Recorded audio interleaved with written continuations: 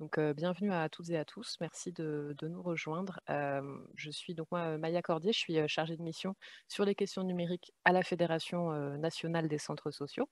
Et comme vous le voyez, donc vous voyez à droite l'onglet panéliste, je ne suis pas toute seule. Je suis accompagnée de Marine Jouan de l'ANCT, Déborah Daubert de PIX et Victoria Clément d'Uniformation qui seront toutes les trois présentes pour répondre, enfin, pour vous présenter et pouvoir répondre aussi à vos questions. Donc, on organise ensemble ce webinaire autour des outils PIX et autour du partenariat ANCT Uniformation. Donc, c'est deux outils, deux ressources, deux dispositifs différents, mais les deux sont des ressources à disposition des personnes qui sont en situation de médiation et d'accompagnement à la médiation numérique. Et c'est de ça qu'on voulait vous parler aujourd'hui, c'est ce qu'on voudrait vous présenter. Et puis, on se doute que vous avez aussi tout un tas de questions. Du coup, on va vous proposer un webinaire en deux temps. Le premier temps sera vraiment autour des outils PIX et on prendra vos questions-réponses à ce moment-là. Et ensuite, un second temps autour du partenariat avec Uniformation et des possibilités de formation. Euh, et on prendra aussi vos questions plus spécifiquement là-dessus à ce moment-là. Euh, L'intérêt aussi de dissocier, enfin de faire l'un après l'autre ces deux temps, c'est parce que, et c'est un petit rappel aussi pour vous, les outils PIX sont ouverts à toutes et à tous, et que vous soyez aussi enfin, salarié ou bénévole, vous pouvez vous y retrouver. Par contre, le partenariat, l'offre de formation avec Uniformation, là, est destinée aux salariés de centres sociaux et de centres sociaux adhérents à Uniformation. Donc là, peut-être que certains ou certaines d'entre vous, éventuellement, ne s'y retrouveraient moins. Donc c'est pour ça qu'on en parlera un peu plus tard dans le webinaire. Qu'est-ce que je peux vous dire ensuite? Si, bah, une autre chose, c'est juste les deux, trois règles ou le cadre le format de ce webinaire-là. C'est donc pas une réunion Zoom classique, c'est un format webinaire. C'est normal du coup que vous ne voyez que les intervenantes, que vous ne puissiez pas vous voir vous et que vous ne puissiez pas intervenir. Mais comme je vous le disais, puis je le rappelle aux personnes qui viennent d'arriver, vous avez l'outil discussion que vous pouvez utiliser pour voilà, faire des commentaires, nous dire s'il y a un problème technique ou autre, et l'outil Q et R pour questions-réponses dans lequel vous pouvez poser toutes vos questions et toutes les quatre, on pourra et on va au fil du webinaire lire ces questions-là et on va pouvoir les prendre et y répondre au fur et à mesure. Voilà pour l'intro. Et avant de passer la parole à Marine Jouan de la NCT pour prendre le relais, je voulais juste lancer un petit sondage pour apprendre à mieux vous connaître. Donc voilà, c'est parti, je le lance. Je vous invite à y répondre. Du coup, vous avez un sondage là qui s'affiche logiquement sous vos yeux avec plusieurs questions. Euh, une question voilà, qui vous demande un peu dans le cadre du centre social, est-ce que vous considérez que vous faites de la médiation numérique? On vous demande ensuite si vous êtes bénévole, professionnel. Euh, une question autour de la formation. Si vous êtes en situation de médiation numérique, est-ce que vous avez déjà eu une formation spécifique? Et une dernière question pour aujourd'hui, pour évaluer les compétences numériques des personnes que vous avez l'occasion de rencontrer ou d'accompagner dans vos missions. Comment vous le faites? Est-ce que vous le faites au feeling? Est-ce que vous utilisez des outils que vous avez créés vous-même, ou alors des outils aussi créés par des tiers? Voilà, je vois qu'il y a déjà plusieurs personnes qui ont commencé à répondre. Je vous laisse quelques secondes pour continuer à répondre.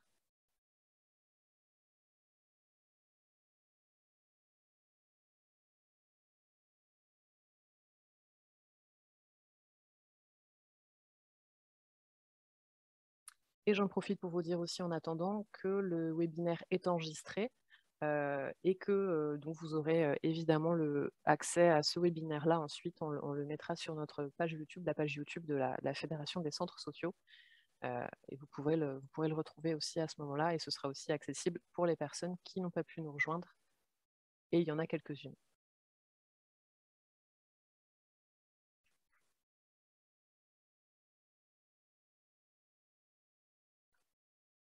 Allez, je vais mettre fin au sondage dans quelques secondes.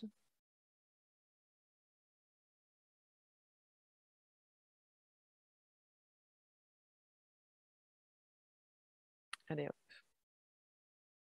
et je vous partage les résultats, comme ça collectivement on peut en savoir un peu plus sur nous. Alors, dans le cas du centre social, vous faites de la médiation numérique. Vous êtes la moitié à dire oui, c'est mon cœur de métier. Vous êtes plus d'un tiers à dire bah non, c'est pas oui, je le fais un peu, mais c'est pas mon cœur de métier. Et vous êtes deux à dire bah non, pour le coup là, je considère pas que je fasse de la médiation numérique.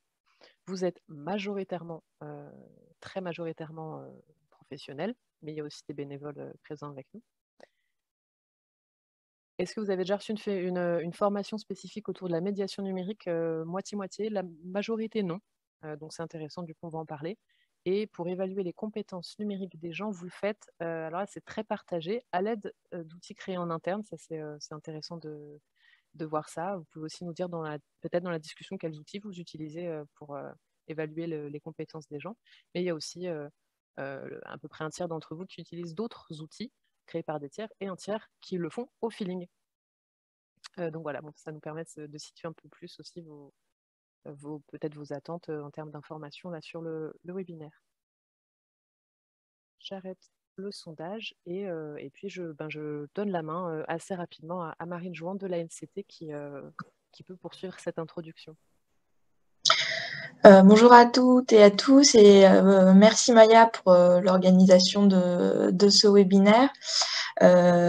S'il est possible de passer, j'avais préparé 2 slides d'introduction pour rapidement un petit peu représenter du coup d'où je parle. Donc moi je suis Marine Jouan au sein du programme Société numérique de l'Agence nationale de la cohésion des territoires. On est un programme qui met en œuvre le plan d'action en faveur de l'inclusion numérique du gouvernement. Et depuis 2020, on déploie le volet inclusion numérique du plan de relance qui se décline en 3 axes et dont peut-être l'axe le plus connu ou en tout cas sur lequel il y a le budget le plus important, c'est le déploiement de 4000 conseillers numériques France Service. Je le mentionne parce que je vois qu'il y a des conseillers numériques France Service avec nous aujourd'hui. Voilà, donc c'est un programme qui est piloté, c'est un dispositif qui est piloté par notre programme. L'objectif de l'ensemble des politiques publiques qu'on déploie, c'est vraiment de permettre à tous les Français de bénéficier des opportunités du numérique et d'outiller le secteur de la médiation numérique. Donc, quand on dit outiller le secteur de la médiation numérique, c'est les professionnels, les personnes qui s'occupent concrètement au quotidien d'accompagner les personnes dans leurs usages numériques. Donc, c'est plutôt sur ce point-là que va porter le webinaire aujourd'hui, puisqu'il va se décliner en 2 parties. On peut passer au slide suivant. En fait, dans le cadre de l'axe 3 du plan de relance, l'objectif, c'est d'outiller et de former les médiateurs et les aidants numériques. Un petit point de définition pour préciser mon propos. Via ces mesures-là, les 2 mesures-là qu'on va vous présenter aujourd'hui, donc la généralisation de PIX auprès des acteurs de la médiation numérique et le partenariat qu'on a avec l'OPCO Uniformation, c'est vraiment deux actions qui sont à destination des professionnels principalement de la médiation numérique. On distingue d'un côté les médiateurs numériques qui ont vraiment pour cœur de mission l'accompagnement vers l'autonomie des personnes dans leur usage numérique, et de l'autre, ce qu'on appelle, nous, les aidants numériques, c'est toujours des professionnels, mais dont le cœur de métier n'est pas forcément la médiation numérique, c'est-à-dire qu'ils peuvent être amenés à accompagner des personnes sur le numérique, mais c'est pas leur cœur de métier, ils n'ont pas forcément été formés pour initialement, et voilà, donc c'est pour donner quelques exemples. Par aidant numérique, on entend par exemple des agents d'accueil dans des structures, hein, ça peut être des mairies, ça peut être des associations quelles qu'elles soient, hein. Ça peut être des centres sociaux, des PIMS, des régies de quartier. Ça peut être aussi des animateurs socio-culturels, mais qui aussi sont amenés à réaliser de la médiation numérique. Ça peut être des aides à domicile. Voilà, donc c'est juste pour donner quelques exemples de ce qu'on entend par aidant numérique. Les deux sujets du webinaire aujourd'hui sont donc directement adressés à l'ensemble de ces professionnels. L'idée, c'est de leur apporter des outils qui puissent leur être utiles dans le cadre de leur activité professionnelle, donc accompagner les personnes sur les usages numériques. La première présentation que va réaliser Déborah Daubert vous permettra de prendre connaissance, certains les connaissent déjà, hein, mais en tout cas de représenter les outils que sont ABCPix et ABCDiag, qui sont des outils pour définir en fait le niveau de compétence d'une personne sur le numérique afin de pouvoir adapter son accompagnement et pourquoi pas construire un accompagnement, des ateliers. Et Déborah pourra vous donner énormément de détails sur ce qui est possible de faire avec ces outils-là. Et le deuxième objet du webinaire aujourd'hui, c'est de vous présenter un partenariat qu'on a donc avec Loco Uniformation qui permet en fait de financer des formations pour les professionnels employés dans des structures privées adhérentes à l'OPCO. Donc c'est pour ça que Maya l'a précisé en introduction, sont concernés uniquement par cette mesure les employés embauchés dans des centres sociaux associatifs. Voilà. Les centres sociaux municipaux ne sont pas éligibles à ce dispositif, mais on le reprécisera.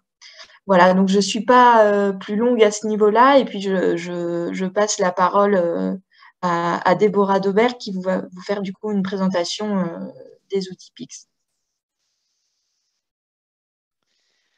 Merci Marine, bonjour à toutes et à tous, et également en introduction je remercie Maya pour l'organisation de ce webinaire qui me donne donc l'occasion de vous présenter la façon dont en tant que professionnel, en tant qu'acteur de la médiation numérique, vous pouvez vous saisir de PIX pour l'accompagnement des usagers des centres sociaux. Donc, juste pour me présenter avant de démarrer, donc je m'appelle Déborah Daubert, je suis chargée de partenariat et de développement chez PIX et je m'occupe notamment du déploiement de PIX dans la médiation numérique. Donc, l'objectif là de la présentation, c'est vraiment de vous donner une vision d'ensemble sur ce qu'il est possible de faire avec PIX en se disant que finalement, il y a deux possibilités pour vous d'utilisation de PIX au quotidien. Donc, c'est sur la page suivante. Donc, Pix.fr, et j'y reviendrai juste après, c'est une plateforme qui est accessible en ligne gratuitement, c'est-à-dire que tout à chacun peut s'y connecter pour mesurer, développer et voire certifier ses compétences numériques. Donc, vous, en tant que professionnel de la médiation numérique, vous avez finalement deux façons de vous saisir de cet outil. La première, c'est pour vous, déjà, en tant que professionnel, Pix peut vous permettre de mesurer et développer vos compétences numériques. Donc, je le disais, j'y reviendrai juste après. En vous connectant sur pix.fr, vous avez accès à un certain nombre de contenus, donc notamment des questions, des ressources, des tutos qui vont vous permettre de vous tester donc, sur un référentiel européen de compétences numériques donc, que l'on a décliné dans Pix et qui a la particularité d'aborder les compétences numériques de façon transversale. Ça, c'est une première modalité d'utilisation. N'hésitez pas à vous en saisir. Et deuxième, peut-être, modalité d'utilisation en tant que professionnel, c'est finalement si vous êtes amené, et au vu du sondage, un certain nombre d'entre vous, vous êtes amené à mettre en place des actions d'accompagnement de vos usagers, vous appuyez sur Pix, c'est aussi déjà un moyen on pense que ça peut être une source d'inspiration pour voir comment on peut aborder le sujet des compétences numériques. Derrière compétences numériques, parce qu'on en parle beaucoup, mais concrètement, de quoi on parle, sur quelles ressources on peut s'appuyer. Donc, il y a aussi cette utilisation qui est possible pour vous en tant que médiateur numérique d'une utilisation de Pix comme un support pédagogique. Ça, c'est la première brique où, voilà, je le répète, Pix pour développer vos compétences numériques. Une brique qui est peut-être moins connue, puisque en fait, on l'a généralisée grâce au partenariat qu'a le GIP PIX avec l'ANCT depuis 1 an. Donc, on a généralisé l'utilisation de PIX pour la montée en compétences des usagers. Et j'y reviendrai en deuxième partie de présentation, mais de façon synthétique. En fait, la plateforme de PIX, elle a cette vocation de pouvoir s'adresser à tout le monde. Qu'on soit collégien, lycéen, en activité, retraité, qu'on soit débutant ou expert avec le numérique, il y a une vocation très inclusive qui est inscrite dans l'ADN de la plateforme. Pour autant, pour permettre d'être accessible et de rendre un service, notamment pour les publics les plus débutants, on a adapté la plateforme avec les parcours qu'on appelle ABCDiag et ABCPix, qui vous permettent, d'utiliser Pix plutôt en début de parcours pour diagnostiquer de façon objective le degré de maîtrise du numérique de vos usagers, mais aussi tout pendant l'accompagnement que vous proposez, où là, c'est plus une utilisation de Pix comme un support pédagogique pendant l'atelier pour venir outiller vos séquences et ce que vous pouvez proposer en atelier. Donc voilà, ma présentation va vraiment s'articuler autour de ces 2 points. Mais peut-être pour celles et ceux qui ne connaissent pas forcément encore Pix, je voulais quand même revenir sur qui on était, parce que j'en parle comme si c'était évident pour le début, mais ce n'est pas forcément évident. Donc, notre mission, c'est d'aider chacun à se repérer, à cultiver ses compétences numériques tout au long de sa vie. Donc, je vous l'ai dit, hein, il y a cette ADN très inclusive qui est celle de vouloir aider chacun, quel que soit le niveau de la personne, quelle que soit sa situation de vie et son moment de vie, à se repérer, parce qu'on parle beaucoup de compétences numériques, mais concrètement, savoir où est-ce que je me situe de façon objective. Il n'y avait pas forcément d'outils pour le faire, mais l'idée, Pix ne sert pas seulement au diagnostic des compétences numériques, c'est ça aussi qui est important à avoir en tête. L'idée, c'est aussi de vous permettre de vous fournir une plateforme pour cultiver vos compétences numériques tout au long de la vie. Merci Maya. Donc concrètement, quand on parle de Pix, c'est un service public qui est en ligne. On a l'habitude de dire qu'il rend 3 services, mais même si je parle de ces 3 services, on parle bien d'une plateforme unique. Donc on a bien l'évaluation, la mesure des compétences numériques, le développement et la certification des compétences numériques. Donc on va de bout en bout. Voilà, développer ses compétences, on ne peut pas le faire sans mesurer. Et développer ses compétences numériques, c'est aussi à un moment donné avoir l'occasion de les valoriser. Donc, on essaie de rendre ces trois services-là à partir d'une seule et même plateforme. Donc, je vais maintenant rentrer un petit peu plus dans le détail. Et avant, je vais faire un petit détour sur qui on est. Donc, je le disais, on est un groupement d'intérêt public dont sont membres différents acteurs engagés dans les domaines de l'éducation et de la formation que vous avez listés ici. Et on pourra de toute façon vous partager le support, donc je ne vais pas m'étaler sur cet aspect-là. Je vais plutôt rentrer dans le détail du coup sur les grands principes de fonctionnement de la plateforme. Donc vous dire finalement Pix, comment ça marche. J'ai déjà commencé à vous en toucher 2 mots.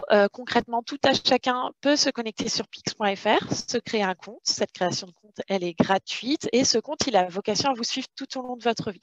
Ça veut dire qu'aujourd'hui, par exemple, la certification Pix est devenue obligatoire pour tous les élèves de 3e et de terminale. Donc, ils sont amenés à se créer un compte au collège et au lycée. Et potentiellement, si demain, le jeune pousse la porte du centre social, il arrivera peut-être avec son compte Pix. Donc, le compte Pix, c'est un peu comme le compte personnel de formation. Ça fait partie des outils qui ont vocation à vous suivre tout au long de votre vie. Si on peut passer à la page suivante. Merci. Donc, une fois que vous êtes connecté sur votre compte Pix, on va vous proposer des épreuves qui sont des questions qui vont vous permettre de tester 3 facettes de la compétence. Donc, vous allez avoir des questions qui vont évaluer des savoir-faire, des connaissances et la capacité à identifier des enjeux. La particularité sur Pix, c'est qu'on va vous proposer des questions qui vont vous amener à naviguer en environnement réel. Typiquement, si on cherche à évaluer si vous savez faire une recherche en ligne, si vous savez copier-coller un texte, si vous savez saisir un texte, en fait, on ne va pas vous le demander, on va vous demander de le faire. Donc ça, c'est vraiment un gros parti pris pédagogique de Pix qui est de vous propulser en environnement réel, de vous amener à manipuler des fichiers. Et on essaie de casser les codes un peu classiques de l'évaluation et de proposer des épreuves qui soient stimulantes, qui vous amènent sous la forme de défis et d'enquêtes, à résoudre des problèmes de la vraie vie, afin que ce soit vraiment une expérience qu'on espère la plus sympa possible et stimulante. Page suivante, merci. Donc, ces épreuves, elles suivent, donc elles ne sont pas totalement décousues, hein, elles suivent l'architecture d'un référentiel de compétences, qui est celui de Pix, qui lui-même s'inspire du cadre de référence européen qu'on appelle le DISCOMP. Je vais passer assez vite, mais ce qui est important à retenir, c'est que dans ce contenu-là, on aborde les compétences numériques de façon transversale, c'est-à-dire qu'on va avoir aussi bien de la recherche d'informations, que de l'utilisation du mail, de l'agenda, de la connaissance des comportements de prudence. On a aussi de la programmation et de la connaissance de l'environnement numérique. Donc, on est assez large sur les compétences numériques.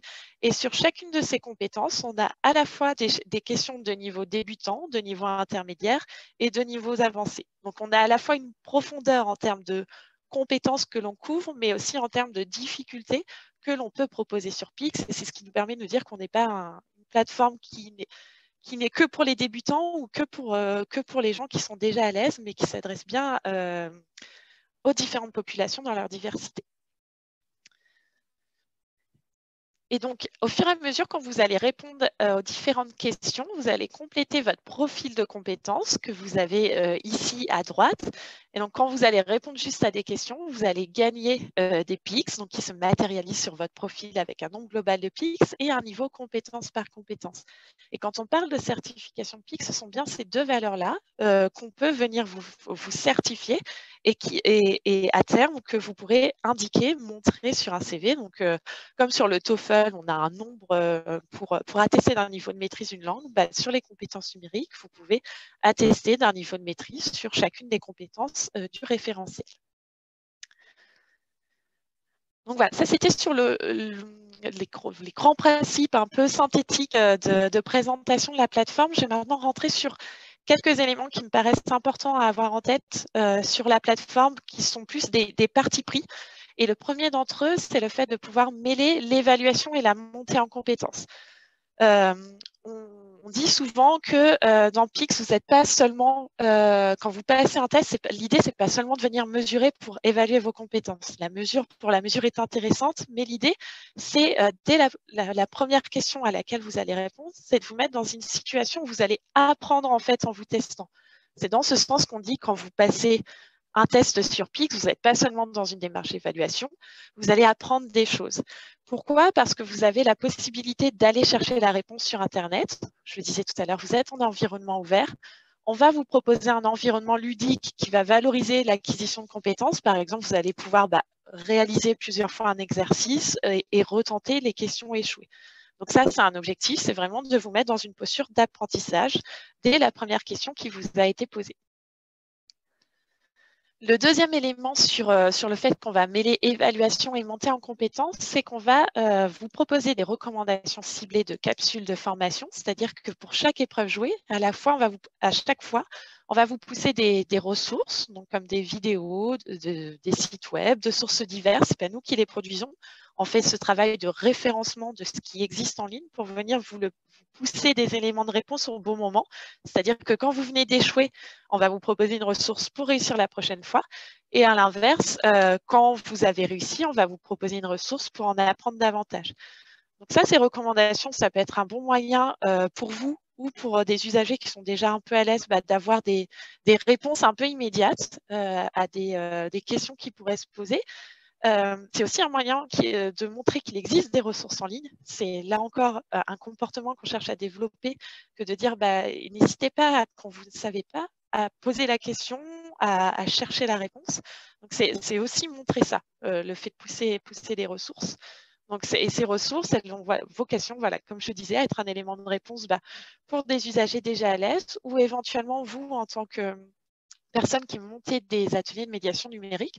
Ça rejoint ce que je disais au tout début, ça peut être aussi un moyen de trouver des ressources qui existent en ligne et donc d'enrichir les ressources sur lesquelles vous vous appuyez pour monter vos ateliers, par exemple. Donc ça, c'était sur le premier parti pris sur lequel je voulais insister, qui était mêler évaluation et montée en compétences. Le deuxième élément sur lequel je voulais revenir, c'était le fait qu'on essaie le plus possible de valoriser l'apprentissage. Donc, quand on parle de valorisation des compétences numériques sur PICS, on pense souvent à la certification. Mais pour nous, il ne faut pas attendre la certification pour valoriser l'apprentissage. Ça doit commencer dès les premières questions qui sont posées sur PICS. Et pour ce faire, Maya, si on peut passer à la page suivante, voilà. Pour ce faire, pour pouvoir valoriser l'apprentissage, encore faut-il avoir du contenu adapté à son niveau. Et donc, ce qui est hyper important à avoir en tête sur le mode de fonctionnement de la plateforme PICS, c'est que finalement, le contenu, les questions qui vous sont proposées sont propulsées par ce qu'on appelle un algorithme adaptatif. Donc, avec des mots plus simples, ça veut dire que les questions dans PICS vont s'adapter à votre niveau en fonction des réponses que vous allez donner. Donc, si on perçoit que vous êtes en difficulté, on va venir vous proposer des questions de niveau plutôt débutant. Et à l'inverse, si on perçoit que vous avez déjà des bases, on va venir grimper le niveau de difficulté. L'idée, c'est vraiment de vous proposer du contenu adapté à votre niveau pour valoriser l'apprentissage en partant de là où vous êtes au départ. Et donc, le deuxième élément, juste pour y revenir rapidement, donc, qui est un peu le Graal de la valorisation, c'est la certification PICS, donc, qui est reconnue par l'État et le monde professionnel. Son objectif, en fait, c'est de venir valider en condition d'examen la sincérité de votre profil de compétences, celui que je vous présentais tout à l'heure avec le nom global de PICS, les niveaux compétences par compétences. Donc concrètement, le candidat il va se rendre en session de certification. La session, elle dure 2 heures. Il faut avoir eu un vécu sur PICS avant de se présenter. Et nous, le jour de la certification, on va venir voir là où vous en êtes de votre exploration de votre profil PICS et on va venir, en vous posant par exemple des questions que vous avez déjà eues en entraînement, on va venir voir si en condition d'examen, vous savez reproduire les réponses que vous aviez apportées en entraînement afin donc de valider la sincérité de votre profil de compétences. Donc, c'est tout sur la certification. Donc voilà, maintenant que vous en savez un petit peu plus, enfin en tout cas dans les grandes lignes, sur le mode de fonctionnement de PICS, je voulais insister et revenir sur l'utilisation de PICS pour vos usagers. Puisque là, ce que je vous ai présenté, c'est plus ce qu'on pourrait appeler le grand bain de PICS, où tout à chacun peut se connecter, accéder à PICS sur pix.fr. Pour l'accompagnement des usagers, on a développé des outils spécifiques dont l'objectif est, notamment pour des publics débutants, de faciliter l'accès à PICS, notamment via des parcours sur mesure. Et Maya, on peut passer à la page suivante. Voilà. Donc concrètement, quand on parle de PICS dans la médiation numérique, on va parler de 3 choses qui sont vraiment 3 éléments hyper structurants pour une utilisation de PICS, notamment auprès de publics qui peuvent être en difficulté avec le numérique. Premier élément, c'est des parcours spécifiques pour la médiation numérique qu'on va appeler ABC Diag et ABC PICS. Parce que projeter des utilisateurs débutants sur l'ensemble du référentiel de PICS, ça peut les amener face à des difficultés, face à des compétences qui ne sont pas forcément les plus pertinentes quand on est dans un contexte de démarrage avec le numérique. On a vraiment créé des parcours dont le contenu vient flécher les compétences numériques de base, donc avec l'ABC Diag et l'ABC PICS. Ce qu'on vous met également à disposition dans le cadre du déploiement donc, qui est financé par le programme Société numérique, c'est un kit de déploiement pour faciliter l'intégration de PICS dans vos pratiques, dans vos ateliers. Par exemple, venir vous donner des exemples de scénarios d'usage, de vous dire, là, par exemple, PICS, vous pouvez l'utiliser en diagnostic avec des usagers. Pendant un atelier, par exemple, sur la messagerie, vous avez le test sur la messagerie qui va bien. Donc, on est venu documenter avec les retours terrain qu'on avait eus, tous ces cadres d'utilisation de PICS pour vous aider dans la mise en œuvre. Et enfin, dernier élément, vous met à disposition une interface qu'on appelle PICS-Orga qui vous permet de suivre l'apprentissage et la montée en compétences de vos apprenants. Concrètement, ça vous permet d'avoir non seulement les résultats de vos apprenants individuels et collectifs, mais aussi de pouvoir identifier leurs points forts et leurs points faibles de façon un peu plus fine. Donc, pour rentrer dans le détail de chacun de ces 3 points-là, et notamment sur l'ABC Diag et l'ABC PICS, donc je le disais, ce sont des parcours qui sont adaptés pour l'acquisition des compétences numériques de base, donc qui ont été construits en partenariat avec l'Agence du numérique, maintenant ANCT. Donc concrètement, on a 2 parcours qui ont des objets assez différents. Vous avez en premier lieu l'ABC Diag, qui permet de repérer rapidement la maîtrise ou la non-maîtrise de quelques notions et savoir-faire essentiels. On est sur un test qui est composé de 10 questions de niveau 1. Donc, on n'a plus la logique d'algorithme adaptatif que je vous ai présenté précédemment. Là, on est vraiment sur un objectif de se dire, OK, est-ce que la personne, elle maîtrise quelques notions, savoir-faire essentiels ou pas. Donc, c'est plutôt un parcours qui, spontanément, est plutôt dédié à un accueil à l'occasion d'un entretien avec un usager où vous pouvez lui proposer l'ABC Diag. Ça vous donne l'occasion aussi d'échanger avec lui sur le ressenti de son niveau face au numérique, éventuellement de le rassurer, parce que ça sert aussi à ça, de lui montrer éventuellement qu'il sait faire certaines choses. Donc, c'est vraiment l'objet de l'ABC Diag, c'est le diagnostic rapide.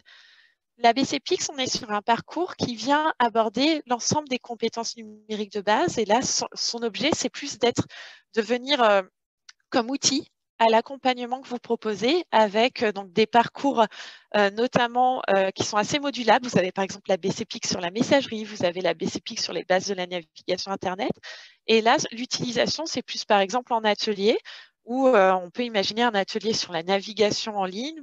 On projette collectivement les épreuves sur le rétroprojecteur et collectivement, on essaie d'y répondre.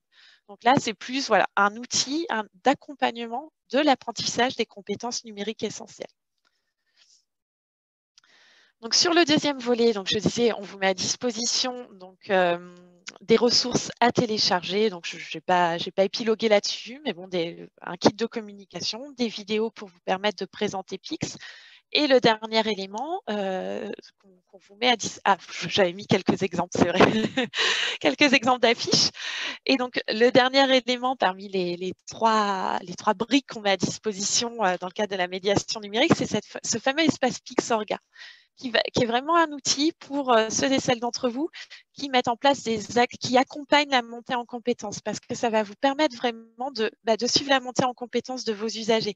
Concrètement, vous allez pouvoir donc partir du diagnostic, donc proposer le diagnostic à vos usagers, lire les résultats avec eux et ensuite suivre la montée en compétences, monter des groupes de niveau, suivre la montée en compétences dans le temps et proposer progressivement des tests ABCPix adaptés aux thématiques que vous souhaitez cibler. Donc ça, c'est vraiment l'interface qui est un peu, nous, qu'on considère comme la mallette du médiateur qui vous sert pour l'accompagnement de vos usagers. Alors, la question, c'est finalement tout ça, c'est bien beau, mais comment je peux en disposer en tant qu'acteur de la médiation numérique? Alors, c'est assez simple. Il y a deux façons de démarrer, j'ai envie de dire, sur cette adaptation de Pix dans la médiation numérique, et elles sont pages suivantes. Voilà, alors là, c'était pour resituer sur concrètement, là, quand on parle d'ABCPix, ABCDiag, est-ce que c'est utilisé aujourd'hui? Donc, je disais, c'est déployé depuis 1 an. Enfin, la généralisation a démarré il y a 1 an.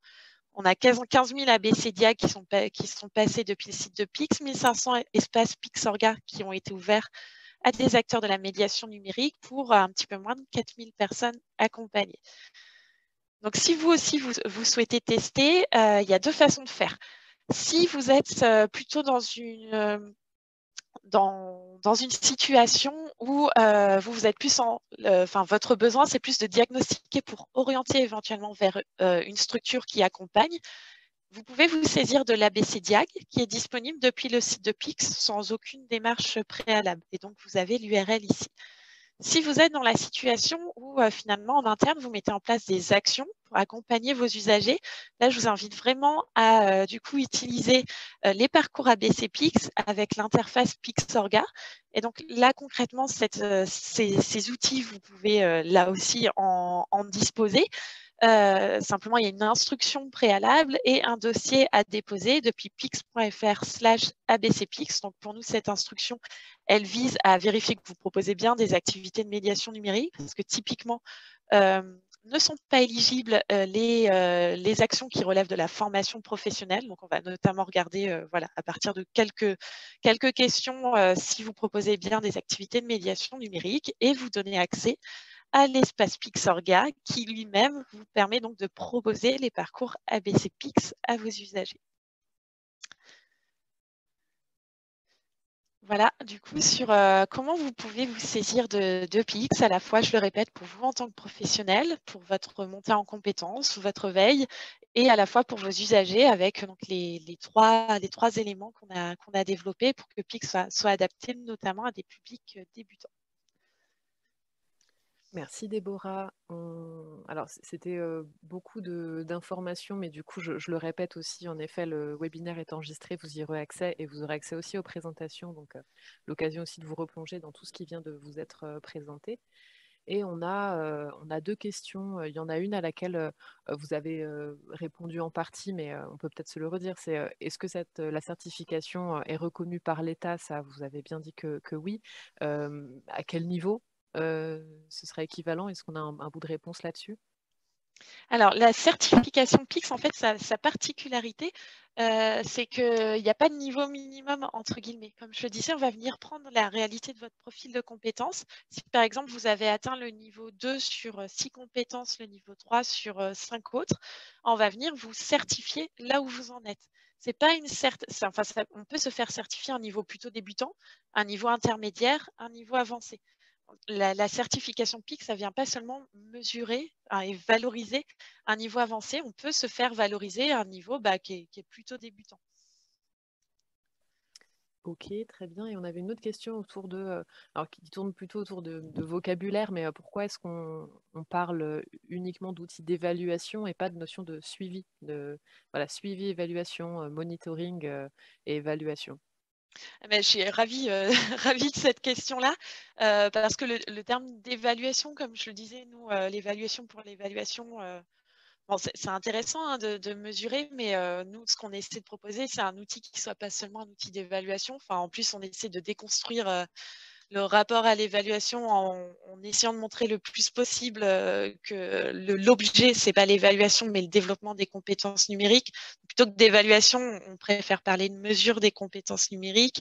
Et la mesure, pourquoi? Enfin, c'est pour être un levier après au développement des compétences numériques. Donc, sur PIX, on a bien ces deux aspects-là, ce que je disais dans mêler évaluation et apprentissage. Enfin, on essaie de ne pas être seulement un dispositif d'évaluation. Enfin, ce serait un peu sous-utilisé, PIX, de ne l'utiliser que pour ça. En tout cas, c'est ce qu'on pense de notre côté. Donc, ravi de cette précision de vocabulaire. Alors, on a une autre question. Est-ce qu'il y a une durée limite de certification? Là, on dit donc la certification PIC, c'est valable 3 ans, donc on devrait la repasser.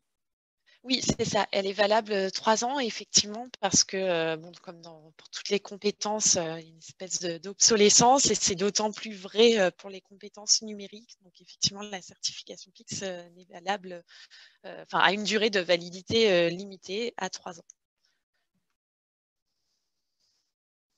Merci, c'était clair. Alors, pour l'instant, là, je ne vois pas d'autres questions concernant les outils PIX. Est-ce que peut-être, voilà, je ne sais pas si vous avez d'autres choses que vous vouliez dire, Déborah, des choses à préciser.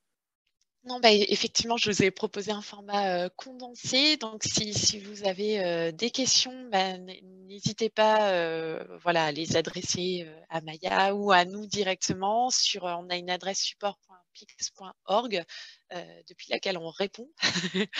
Donc, voilà, pour toute question, n'hésitez pas à nous contacter. Questions ou retours, parce que peut-être que certains d'entre vous utilisent déjà et tout ce qu'on vous a présenté là, que ce soit la plateforme en tant que telle, les parcours ABCDIAG, ABCPix et plus largement tous les contenus ne sont pas figés dans le temps et on est très preneur de pouvoir avoir des retours de votre part par différents moyens, hein, depuis cette adresse-là ou plus largement depuis chaque question PIX, vous avez la possibilité de signaler quand il y a un problème ou quand voilà, vous avez des retours à nous faire parce que la formulation n'est pas claire, parce que la question est mal posée. N'hésitez pas, c'est vraiment dans l'ADN aussi de la plateforme d'évoluer un peu en permanence et d'évoluer pour que la plateforme corresponde au mieux aux besoins. Donc n'hésitez pas à nous faire vos retours. On a eu déjà un retour qui était assez positif, là, qui nous disait que c'était vraiment très, très chouette pour développer et monter en compétences. C'était aussi long, mais ça, c'est parce que c'est un outil qui est assez riche et assez complet. Oui, et c'est pour ça qu'on a développé les parcours ABCDIAG et ABCPix, puisque Pix.fr, ce que je disais tout à l'heure, c'est un peu le grand bain. Il y a beaucoup de contenu. Et l'intérêt de ces parcours, c'est de venir flécher sur ce qui est essentiel quand on est en situation de pouvoir accompagner des publics débutants. L'ABCDIAG, c'est 10 questions. Donc 10 questions pour des grands débutants, ça peut être long, mais c'est déjà plus court que l'ensemble de ce qu'on propose sur Pix. L'ABCPix, c'est un petit peu plus long, c'est le cran du dessus, mais on n'est pas dans le grand bain de Pix, donc on est toujours dans ce cadre où on vient projeter sur les compétences numériques de base. Donc ça nous paraissait être un élément important, effectivement, parce que Pix, projeter des débutants sur Pix.fr, ça peut être assez, pas traumatisant, je ne vais pas le dire comme ça, mais pas adapté, effectivement. Et comme on a encore, c'est pas une question, mais comme on a encore 5 minutes, peut-être que vous pouvez nous redire un peu plus les possibilités et les fonctionnalités proposées par Pixorga, parce que là on nous dit j'ai du mal à percevoir l'ensemble des possibilités de Pixorga. Oui, alors concrètement, alors je peux peut-être, je ne sais pas si on a le temps, Maya, faire une démonstration rapide. On peut essayer. Je vous rends du coup le partage d'écran. Comme ça, c'est encore le meilleur moyen de vous montrer. Alors. Ah, je ne peux pas partager mon écran. Oui. Bon, sinon, je le ferai de vive voix. Sinon, on organise... Essayez pour voir. Je vous ai nommé Oui, super, merci. C'est quand même plus pratique. Donc, voilà l'interface Pixorga.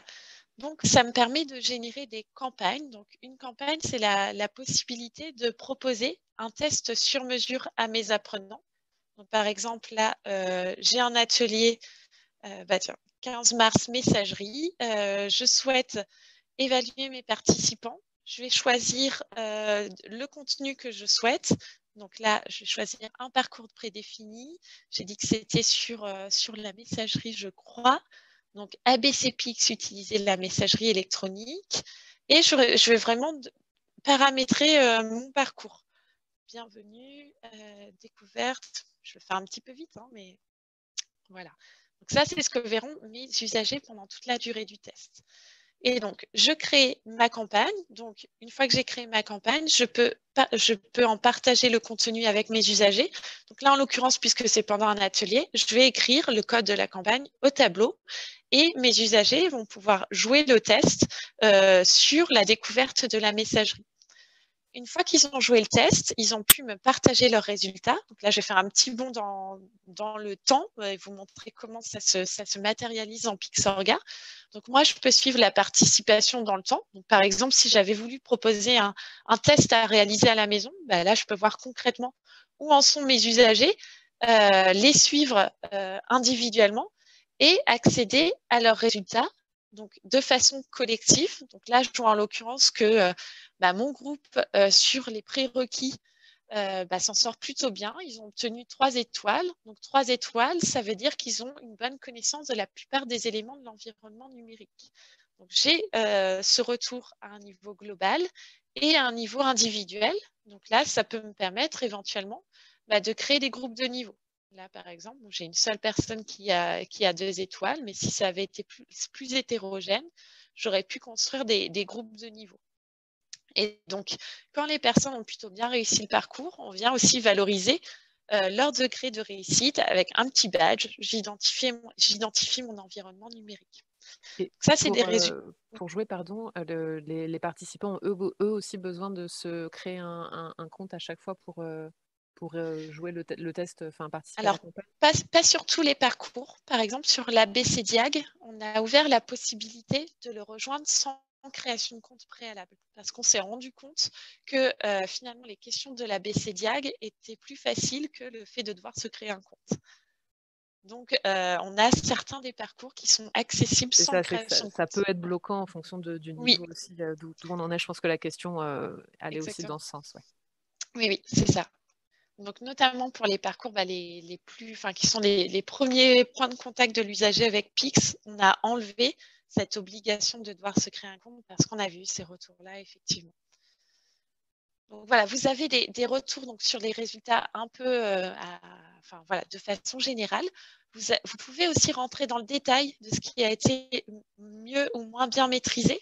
Donc là, vous voyez, par exemple, c'est les différents sujets sur lesquels ont été positionnés mon groupe. Et donc là, en l'occurrence, ils ont bien réussi, mais on me fournit des recommandations de sujets à travailler. Donc là, je vois que mon groupe, il a moins bien réussi, enfin, il a plutôt bien réussi en général, mais il a moins bien réussi tout ce qui était lié au port informatique. À l'inverse, tout ce qui est accéder à une messagerie électronique, donc par exemple, connaître les éléments nécessaires à l'utilisation de la messagerie, ça, ils l'ont bien maîtrisé. Donc moi, ça peut me donner l'occasion, éventuellement, si on a passé ce test pendant l'atelier, de regarder les résultats sur Pixorga et de me dire, OK, là, ça vaut le coup que je termine éventuellement sur une petite piqûre de rappel sur ce que sont les ports informatiques, puisque manifestement, ils ont un peu buté là-dessus. Voilà, donc sur l'interface Pixorga, en quelques minutes. Oui, on va devoir passer sur le partenariat avec Uniformation. Il nous restait une question, juste pour nous redire rapidement la demande de certification. Quelle est la démarche ou à quel moment ça s'enclenche cette demande de certification? De pouvoir s'inscrire en session de certification? Oui, ouais, rappeler rapidement la démarche, les étapes peut-être pour… Alors, il faut s'être créé au préalable un compte sur Pix et avoir atteint le niveau 1 sur au moins 5 compétences. Donc ça, c'est le prérequis pour pouvoir se présenter en session de certification. La certification, elle se déroule en centre agréé, donc dont vous avez la liste sur notre site internet. Donc ensuite, il faut s'inscrire à une session de certification, passer la certification. Merci beaucoup, c'est très clair. Et je regarde dans le chat, il me semble qu'il restait quelque chose. Alors, il y a un lien avec conseiller numérique. Pour passer la certification, on doit obtenir Oui. niveau 4, niveau 5. Effectivement, c'est une cible indicative qu'on a donnée, puisque pour que, en tant que conseiller numérique, que la certification PIX puisse venir attester d'un niveau de maîtrise intéressant quand on est conseiller numérique, donc où légitimement on attend un certain niveau de compétences numériques. Donc là, en l'occurrence, on avait donné une cible indicative, mais c'est bien une cible indicative. Ça veut dire que concrètement, si un conseiller numérique il a le niveau 2, niveau 3, il aura quand même sa certification. Mais voilà, nous, ce qu'on a souhaité donner, c'est une cible qui était de dire, en tant que conseiller numérique, en tant que médiateur numérique, ce sera valorisant pour vous si vous pouvez faire valoir tel niveau sur votre profil PIX. Merci beaucoup, Déborah. Si vous avez d'autres questions qui vous viennent d'ici là, n'hésitez pas à les poser en Q et dans l'onglet Q&R, et peut-être que Déborah, vous pourrez aussi répondre directement par écrit. Ça marche, merci. Je vous propose de passer à la deuxième partie, qui est une prolongation de tout ce qu'on parle là en termes de montée en compétences, avec le partenariat avec Uniformation. Je ne sais pas entre Marine, si vous voulez reprendre la parole, ou si Victoria, vous y allez directement. Victoria, si ça vous va, je vais peut-être introduire rapidement puisque l'idée c'est de représenter les objectifs de ce partenariat. Je ne sais pas si du coup on peut afficher la présentation, mais l'objectif du partenariat avec Uniformation, c'est de répondre aux besoins de formation des professionnels qui accompagnent les publics sur le numérique. Il y avait une question très intéressante du sondage proposé par Maya au début, qui montrait que, j'ai plus en tête les chiffres, mais si je me rappelle bien, c'était la moitié d'entre vous, enfin vous êtes une majorité à faire des actions de médiation numérique, mais il y avait que la moitié d'entre vous qui avaient suivi une formation pour le faire. Oui.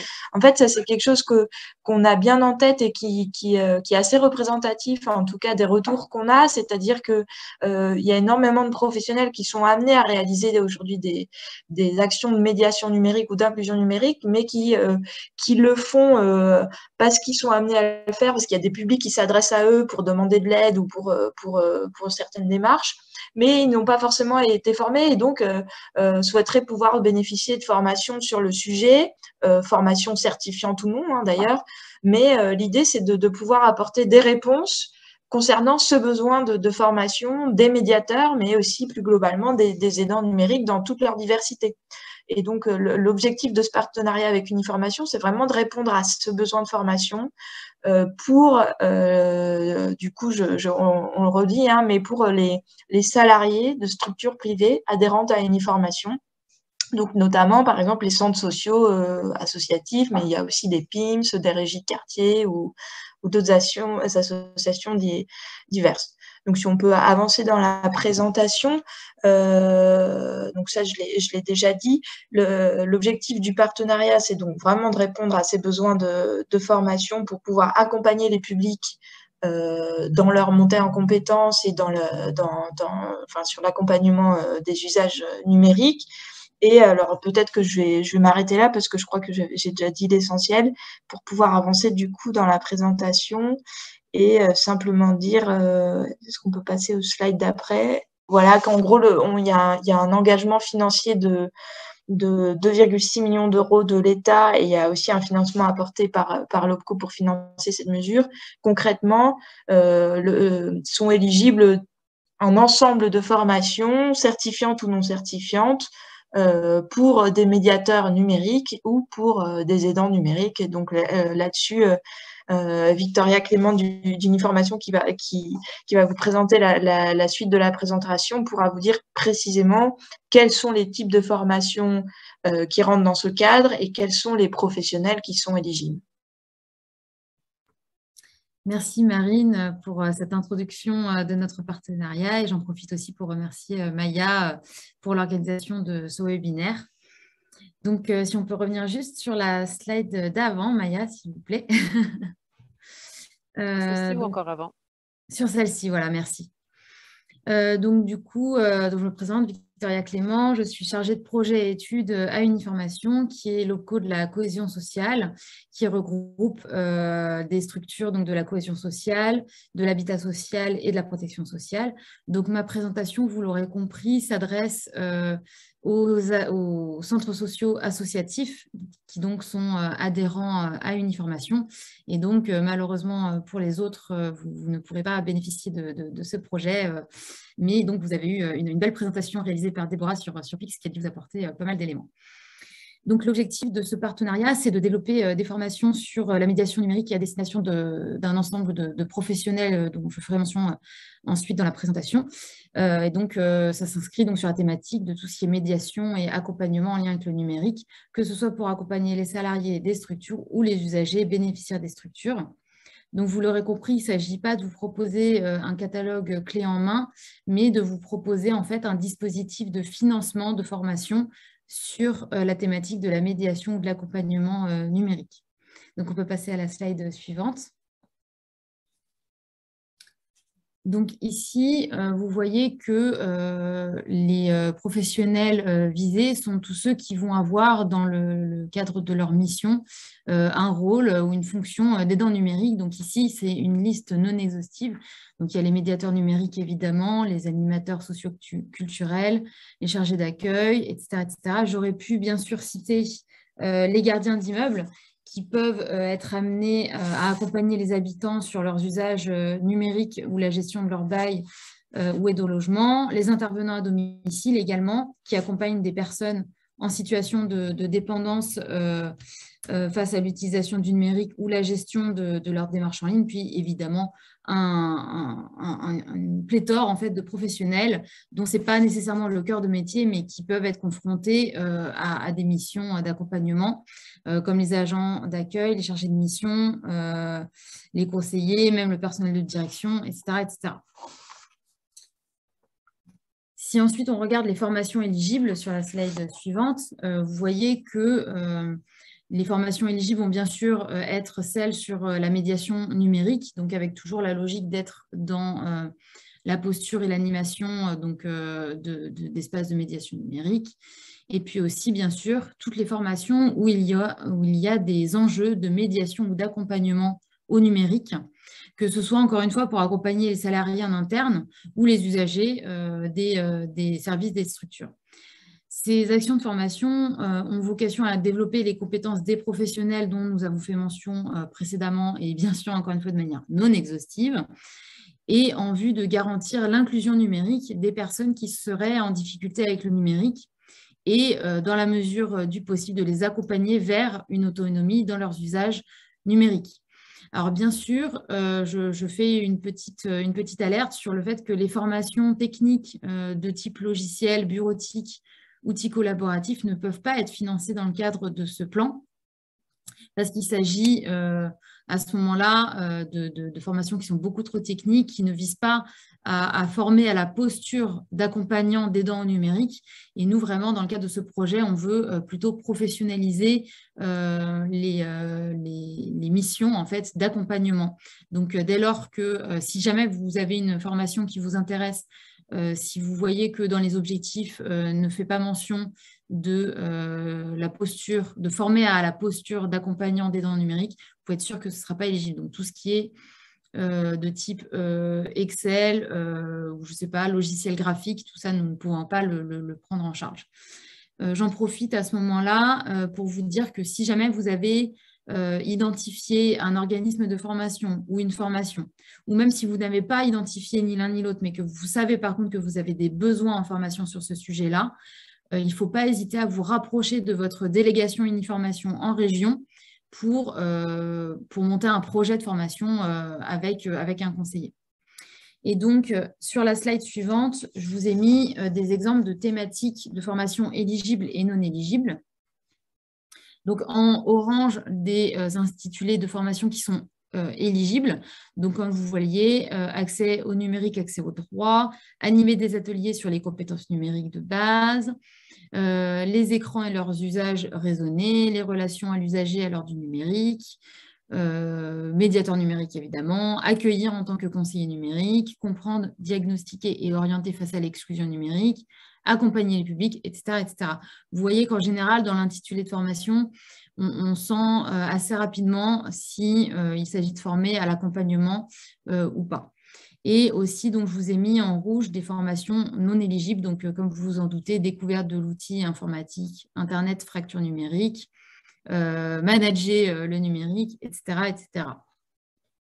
Encore une fois, c'est non exhaustif. Et si vous avez un doute sur l'éligibilité de la formation que vous auriez repérée, il ne faut surtout pas hésiter à vous rapprocher encore une fois de votre délégation parce que nos conseillers en région sont formés pour vous accompagner sur le développement de projets de formation sur cette thématique. En ce qui concerne les modalités de financement, et c'est mon dernier point, sachez que la date limite pour enregistrer vos demandes de financement de formation, c'est au plus tard le 30 septembre 2022. Et il faut que ces formations soient réalisées d'ici le 31 décembre 2022 inclus. Nous n'avons pas de restrictions en termes de taille de structure. Il faut juste que la structure soit adhérente à une formation.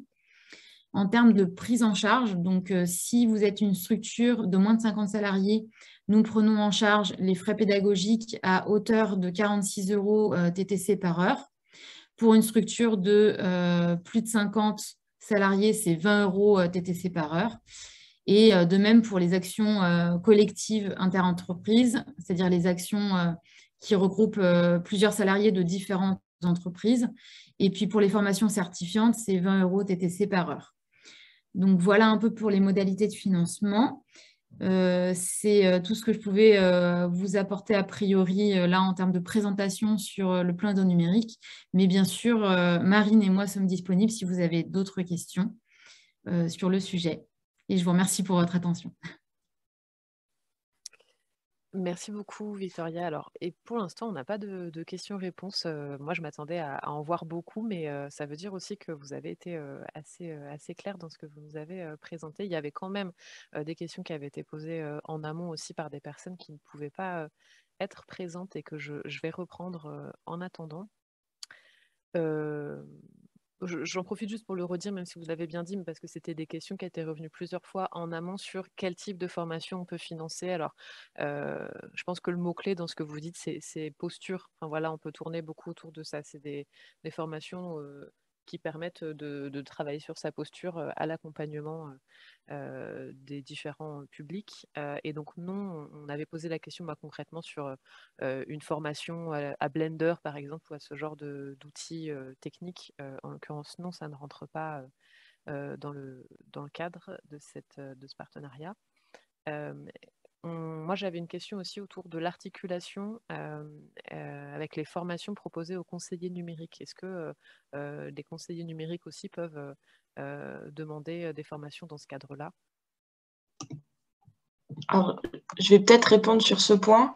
Il faut savoir que le dispositif conseiller numérique finance plusieurs choses. Il finance bien sûr, il y a une subvention qui est versée aux structures employeuses pour payer le salaire des conseillers numériques pendant un certain temps. Hein, donc, c'est 2 ans quand c'est embauché par une collectivité.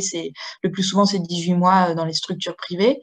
Mais le dispositif permet aussi de financer une formation initiale aux conseillers numériques en service, ainsi que leurs 2 certifications. La certification du CCP1, du titre professionnel de responsable d'espace de médiation numérique, et la certification PIX, dont on a parlé tout à l'heure. Donc, tous les conseillers numériques France Service, avant de prendre leur poste, bénéficient d'une formation financée dans le cadre du dispositif. Donc, l'objectif là du partenariat qu'on a avec Uniformation s'adresse plutôt à des personnes qui n'ont pas du tout de formation qui n'ont pas pu bénéficier de formation par ailleurs. Donc, a priori, les conseillers numériques France Service ne sont pas les premiers concernés par cette mesure, puisqu'ils ont déjà bénéficié d'une formation. Après, s'ils trouvent une formation sur un point très précis qui n'a pas été vu dans le cadre de leur formation initiale, pourquoi pas? Ils peuvent en faire la demande, elle sera instruite et ensuite ils recevront un accord ou pas. Mais idéalement, ça s'adresse plutôt à des personnes qui ne sont pas conseillers numériques France Service, qui sont par exemple médiateurs numériques dans un centre social associatif, mais qui ne sont pas conseillers numériques France Service, qui mènent des actions de médiation numérique, mais qui n'ont pas forcément suivi de formation et qui n'ont pas eu de certification dans ce cadre-là, mais qui souhaiteraient en quelque sorte faire valider cette certification à l'issue d'une formation certifiante ou non, hein, d'ailleurs. Hein, mais voilà. Donc, ça s'adresse plutôt en priorité à ceux qui ne sont pas conseillers numériques France Service, puisque ces derniers ont déjà bénéficié d'une formation. Mais voilà, je ne veux pas être catégorique sur la réponse. On avait une question aussi, il me semble, autour de... Alors, j'ai répondu à deux questions, effectivement. Donc, je vais les dire à l'oral pour en faire profiter tout le monde. Il y avait une question sur, effectivement, le taux de prise en charge pour des formations certifiantes. C'est, en fait, on vous a mis là, le montant maximal, donc c'est 20 € TTC par heure par stagiaire au maximum. Mais après, si vous trouvez une formation où c'est 10 €, où l'OF vous propose 10 € par heure, il n'y a aucun souci. Après, on avait une formation aussi, une question pardon, sur les régions. Est-ce que c'est limité à une région ou est-ce qu'il faut aller sur Paris? Là, vraiment, en fait, vous pouvez trouver n'importe quelle formation, n'importe quel OF, dès lors qu'il est Calliope, dès lors que la thématique s'inscrit bien dans le cadre du plan aide numérique. Il n'y a aucune restriction sur les régions et vous pouvez, y compris aux fonctions des besoins, suivre la formation en FOAD, donc en formation à distance, si l'OF le propose, hein, il n'y a aucun souci de notre côté. Après, il y avait... Donc, il y a une question autour d'une formation à l'utilisation d'une imprimante 3D. A priori, là, on ne sera pas dans les clous parce qu'on est sur une formation qui est un usage d'un outil technique et pas sur des questions de posture, d'accompagnement de public. Donc, là, ça ne rentrerait pas dedans. Et puis, on a une autre question qui dit quelle différence avec la formation de 35 heures proposée sur plusieurs sessions en France?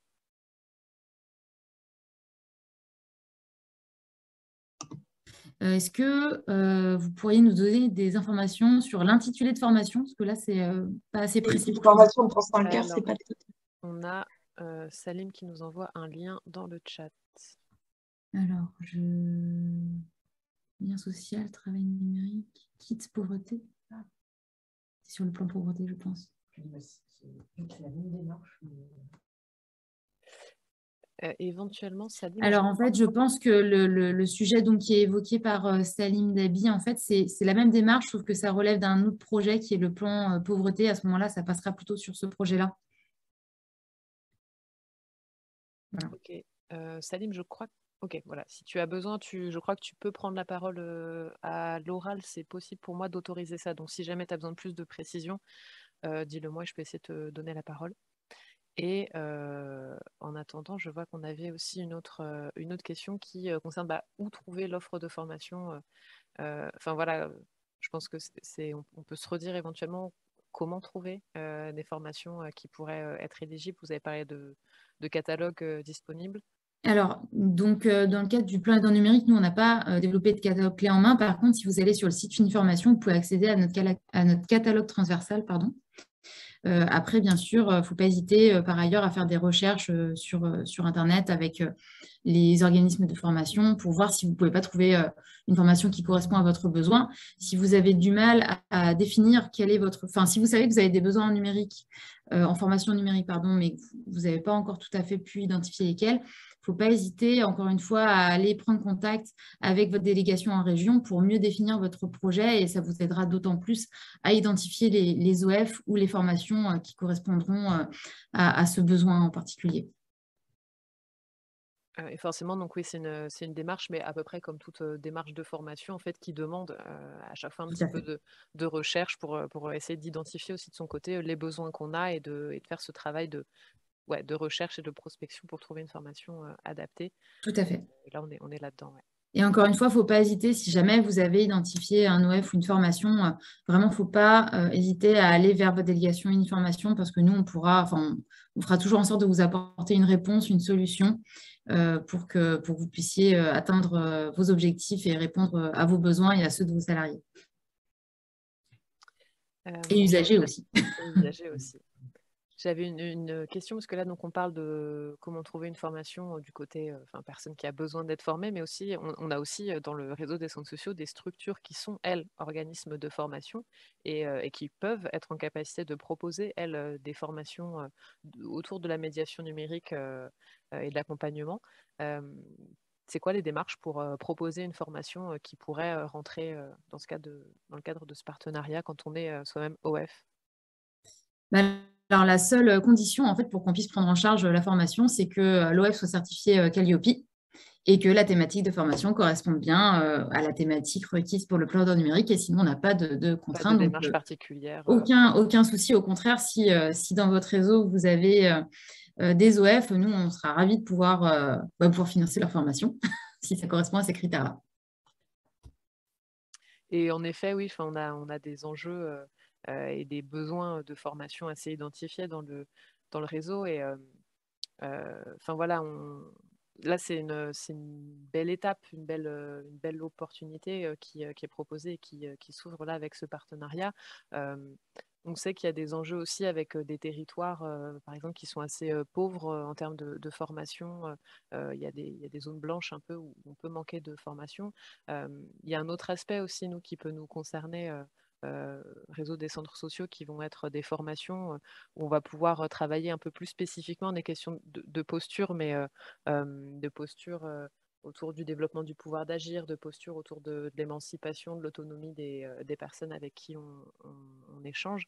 Euh, et sur ces différents enjeux-là, je voulais juste dire aussi qu'on en a conscience, nous, au niveau de la Fédération nationale et puis du groupe numérique avec lequel on travaille. On sait qu'il y a des besoins là-dessus. Il y a des besoins aussi peut-être de formation ou au minimum d'échanges de pratiques autour d'entrées qui nous sont assez spécifiques, comme par exemple le numérique et le aller vers, des questions de numérique et d'accès aux droits. Enfin, il y a plusieurs portes d'entrée comme ça où on sait qu'on a des besoins de montée en compétences et de formation assez forts. Et donc, on a bien conscience qu'on a un enjeu aussi à se mettre en réflexion sur ce sujet-là dans le réseau. On a clairement aussi des pistes qu'on peut construire nous aussi, qui sont complémentaires à ce qui est proposé là. Euh, et voilà, pour ça, ça doit se construire aussi à plusieurs avec un soutien, mais on est en réflexion aussi là-dessus pour continuer à proposer d'autres portes d'entrée. Alors, je me permets de préciser pour compléter un peu votre propos que, bien sûr, donc encore une fois, nous, il n'y a pas de souci pour financer les formations que pourraient être proposées par les OF de votre réseau. Il suffit juste, en fait, que les demandes nous soient formulées. En fait, c'est aux structures, en fait, de formuler leurs demandes auprès d'une formation, donc de monter les plans d'action de formation, que ce soit des actions collectives ou des formations collectif. Et autre point aussi, parce que je ne l'ai pas précisé dans ma présentation, mais donc le plan aide numérique ne prend en charge que la formation des salariés des structures. On ne prend pas en charge la formation des services civiques et des bénévoles. Par contre, si jamais il y a des besoins de formation de ces profils-là, faut encore une fois pas hésiter à se rapprocher de votre délégation d'une formation parce que même si nous, on ne peut pas le financer dans le cadre de ce projet-là, il existe peut-être d'autres modalités de financement. Donc, je profite en fait pour le mentionner parce que c'est une question qui revient souvent et donc peut-être les participants d'aujourd'hui se la posaient, mais ne l'ont pas évoqué en tout cas. Donc, il ne faut pas hésiter effectivement s'il y a des besoins de voir s'il n'y a pas d'autres dispositifs que celui-là. Mais encore une fois, nous, c'est vraiment que les salariés des structures qu'on peut former, prendre en charge des formations pour ces personnels-là. Oui, merci de le préciser, de dire un mot en effet sur la formation des bénévoles aussi qui sont évidemment aussi concernés par ces questions de médiation numérique et pour lesquels il y a aussi d'autres possibilités de formation. Alors, j'ai envie de laisser quelques secondes quand même au cas où certaines personnes auraient des questions supplémentaires. Autrement, pour le moment, on n'en a pas. J'en vois une qui apparaît. Non. Merci, hein, merci pour votre réponse, mais avec plaisir, tant mieux si on arrive à pouvoir répondre à vos questions.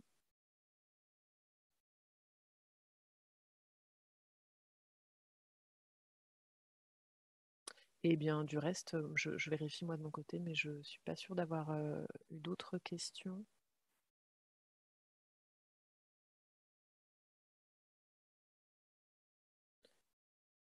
Et ben non, du coup, est-ce que éventuellement, et Marine aussi, on a peut-être une ou deux choses qu'on aurait envie de partager en termes de perspective, de suite aussi sur ces. Est-ce qu'il y a d'autres outils, d'autres choses autour de la formation qui se travaillent aussi, peut-être voilà, une ouverture aussi sur laquelle on aurait envie de conclure ce webinaire? Oui, alors simplement dire qu'aujourd'hui, on a fait le choix de se concentrer sur les deux sujets qui étaient PIX et le financement de formation avec Uniformation, mais qu'il y a d'autres outils, hein, notamment développés au sein de l'ANCT. Et j'ai vu passer dans Connect, je crois, dans le fil de discussion, mais voilà, c'est un des outils aussi qui est un service public, hein, qui permet de faire des démarches administratives pour le compte d'une personne de manière sécurisée juridiquement. C'est un outil qui est donc porté aussi par la NCT et la Direction générale déléguée numérique et qui est en cours de déploiement et qui s'adresse bien sûr également aux centres sociaux. Donc peut-être en termes d'ouverture, simplement dire qu'aujourd'hui on s'était concentré sur ces deux sujets-là pour pas non plus vous faire un catalogue de choses et avoir un ordre du jour trop chargé. Mais ce que je vous invite peut-être, c'est que je vais mettre dans le chat notre tout nouveau site qu'on a lancé cette semaine et qui permet en fait de présenter l'ensemble des actions qu'on mène, dont les deux là qu'on vous a présentées aujourd'hui. N'hésitez pas à aller y faire un tour. Il y a très souvent, il y a des appels à manifestation d'intérêt qui sont relayés sur ce site qui peuvent vous concerner. Il y en a en cours, il y a une page actualité qui permet du coup de voir un petit peu ce qui se passe et surtout, il y a une présentation de l'ensemble des politiques publiques qu'on mène et les différents axes qui sont déclinés qui vous permettent peut-être d'avoir une meilleure compréhension de ce qu'on met en place et surtout des choses dont vous pouvez vous saisir parce qu'il y a énormément au final de choses qui peuvent vous être utiles. Merci beaucoup, Marie. Déborah, Victoria, je ne sais pas si vous avez aussi un dernier élément que vous vouliez apporter. Du coup, peut-être, Déborah, je vous laisse parler en premier. Non, je pense que je vais me répéter, hein, puisque là, aujourd'hui, l'idée, c'était de vous proposer une entrée dans PIX et ses possibilités d'utilisation en tant que centre social ou plus largement professionnel de la médiation numérique. Donc, si toutefois cette présentation appelait des questions complémentaires, voilà, je me répète, on se tient à votre disposition. Je pense que les supports vous seront transmis, donc vous aurez toutes les informations URL. Donc, voilà, n'hésitez pas à revenir vers nous.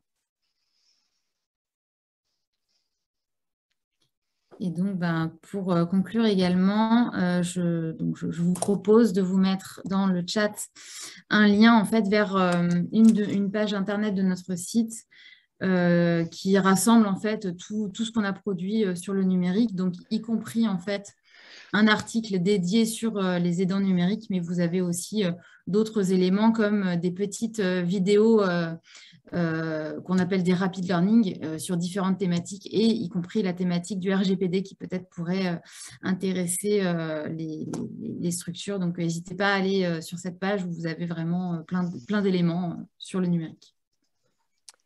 Merci beaucoup à vous trois pour la richesse de ces informations. Merci à toutes et à tous d'avoir participé et aux personnes aussi qui n'ont pas pu être là. Donc voilà, on pourrait rattraper tout ça et resuivre tout ça avec le replay. Et si d'aventure il y a d'autres outils, d'autres dispositifs dans les mois qui viennent sur lesquels il y aurait des besoins d'informations ou de temps de questions-réponses comme ça, on réorganisera bien évidemment des webinaires. On l'avait déjà fait sur le dispositif conseiller numérique. On l'avait fait aussi autour de la notion de tiers-lieu. Et voilà, s'il y a d'autres comme ça, d'autres notions fortes, enjeux forts pour le réseau, outils, dispositifs ou autres, on pourra recréer ce genre de temps. C'est bien l'objectif.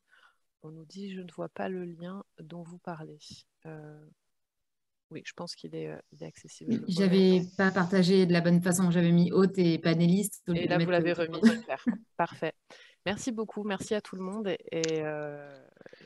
Et puis, à bientôt sur un autre format webinaire. Merci beaucoup. Merci Au beaucoup. revoir. Au revoir. Tout le monde. Au revoir.